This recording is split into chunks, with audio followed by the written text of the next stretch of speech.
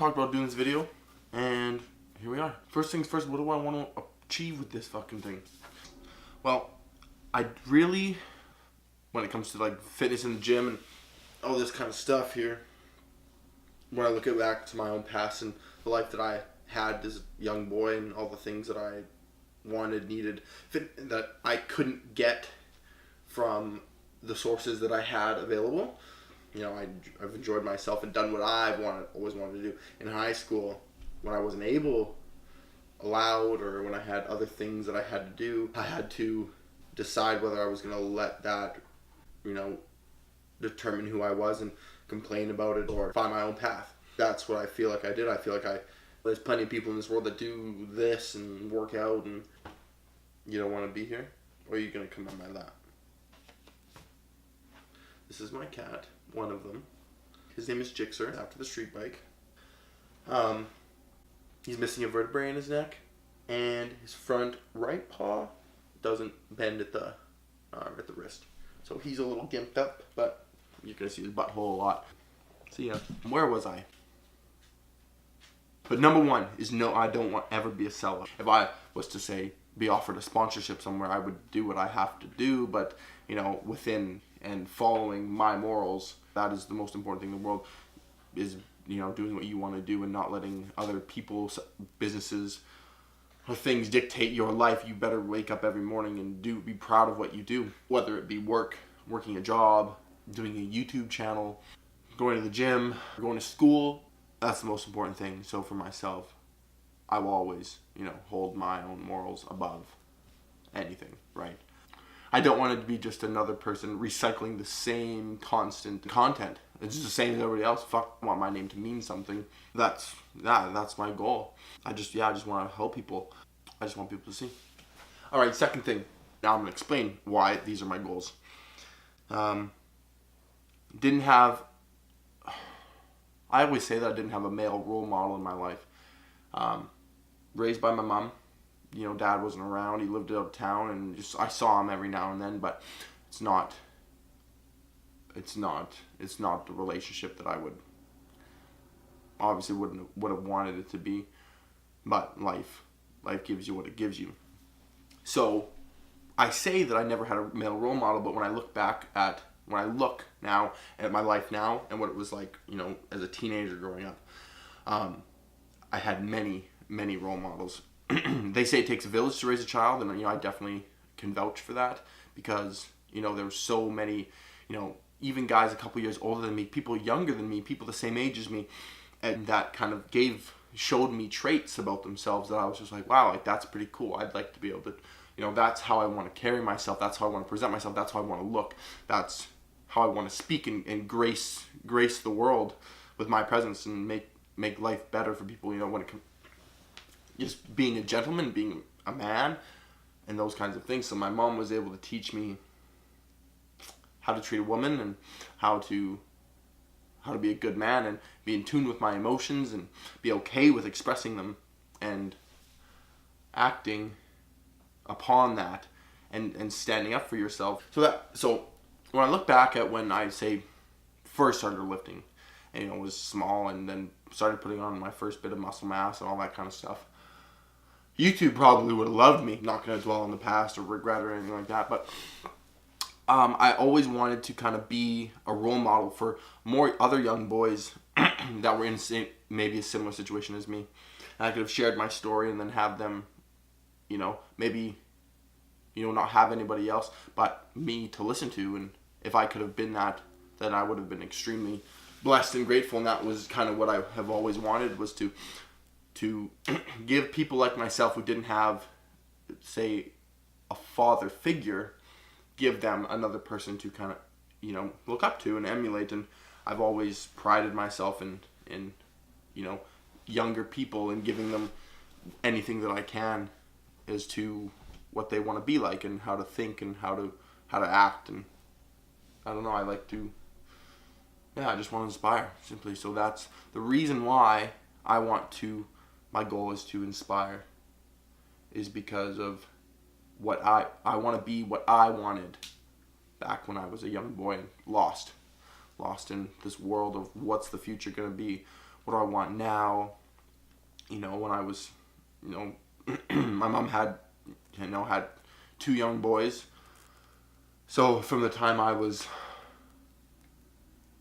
10 and up, I was, I had to buck up and do a lot of things for my mom and for my younger brothers. And yeah, it was just the way that it was. So I wish I had someone like myself. End of story time. I really just want to help people. I've always kind of been that kind of person who just likes to help people. And then that brings me into point number 2 of why. Oh yeah, it brings me to point number 2 of this YouTube channel, is because I got a lot to fucking say. Sorry, I shouldn't swear. I got a lot to say. I've always when I speak about higher level thinking and all those kinds of ideas and things like that, I just have a lot to say. I've got a lot of opinions, and I'm not biased. Well, I might be biased on some things, but I'm very open-minded, and I'm willing to listen to people's opinions, and I just got a lot to say. And I think there's a lot of ideas and things out there that are so tough to discuss, and I really am intrigued by those kinds of things that are tough to discuss and just interesting. So I'll probably, hopefully, have another, not another channel, but I'll have segments. So, if it comes time where there's workouts that I really want to share, or there's ideas, or the way that I diet, or whatever the hell it may be, I'll do kind of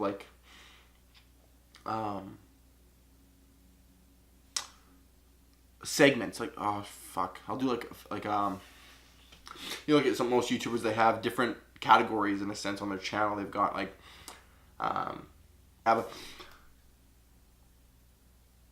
I'm going to call them segments. I've lost for the word, but different segments in the channel. So one's going to be, at workouts that I'll try not to flood the world with. And then I'll have what grinds my gears, or I don't fucking know, or something different like that. But I'm just going to bring up topics either related to fitness or not, just kind of things that I find interesting that I'd like to speak about. That's all that it is. I don't think that there's ever anybody who's able or willing to listen to me, because I can talk forever about some stuff. It's just so interesting the way that people think. That is point number 2. I don't have expectations. I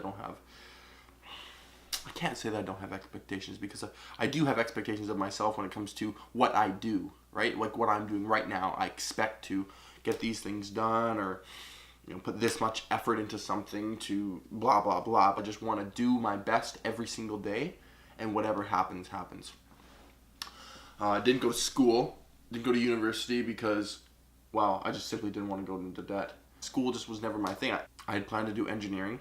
When it came down to actually applying, I was like, I really don't want to do this. I'm studying to be a personal trainer right now, and it's just tough. I just can't. The whole sitting down, reading, is just not for me. I just can't do the whole school thing. I love learning, but I like learning about things that I want to learn about, and not kind of forcing myself. Next thing, competing. So this is a really tough thing for me right now. So this past summer, I did my first ever attempt at a cut, or to see what would happen. So I kind of just did a general low carb diet for a bit, and refeeds consistently, and I think I got down to 210, 205 from a starting cut of 225, 230, something like that. I'm not quite exactly sure. I wasn't super strict about it. I ate intuitively still while being in a caloric deficit. I just wanted more food, so I tried out intermittent fasting, and I didn't track my macros whatsoever, not even in the slightest bit. I go to work Monday to Friday, 7 to 3:30, and I would simply fast until after work, 3:30. So I would stop eating at 10 o'clock, and then I would fast until 3:30. Usually 4 o'clock when I got home, so 10 p.m. to 4 p.m., giving me a 6-hour eating window and 18 hours of fast. So I'd train after my first meal. I ate whatever I wanted, within reason of still trying to be a bodybuilder. And that got me down to about, I think the lowest, I woke up one morning at 189. And that was pretty easy. It was actually super easy. I thought not eating for, all day at work was going to be tough, but it really wasn't. I think the first 2 days were awful, but then as soon as I got into this mindset of just telling myself, like, you're not eating. I want to be shredded. I want to be lean. I want to see what my body can do. So it's just like, you're not eating till 4. And it was actually super nice too, because I didn't have to worry about cooking meals, like cooking breakfast in the morning. Sleep a little bit longer in the mornings. It was cheaper grocery shopping wise. I was consistently around 190 or 195, 200 pounds. So yeah, that was kind of just how things went. It fluctuates constantly, but yeah, it was just kind of whatever. My back is fucking hurting. I injured my back in high school. I actually uploaded the video on YouTube. Didn't really realize what it was. All I cared about was that I pulled it. But I deadlifted 405 the last day of summer before grade 11 for me. And I was at a body weight of, I think, 185 or I think it was 185. I pulled 405 the first time ever. And I rounded. My back was super round. One day maybe I'll pull the clip and upload it with this right now.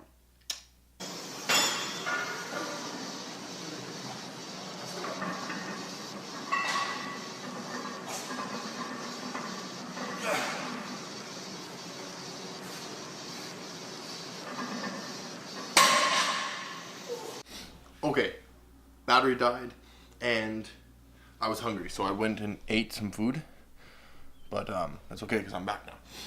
So, injured my back, deadlifting 405 the first time. I started wearing a belt after that, and I've never really trained my core very consistently and hard. This is my other cat, Willow. She's a big suck. She's very prim and proper. Sorry, but not training my core, my lower back, and in my rector spinae and all those muscles back there were compensating. So I now have an anterior pelvic tilt and lordosis. So my spine is out of line and my posture is not proper back, and try to fix it and do what I can, because something I say a lot is you only have one body. You can always make more money. My chiropractor has given me all the things that I can do to help align my spine and start to strengthen my core and do those kinds of things that I have been neglecting for 4 years of training.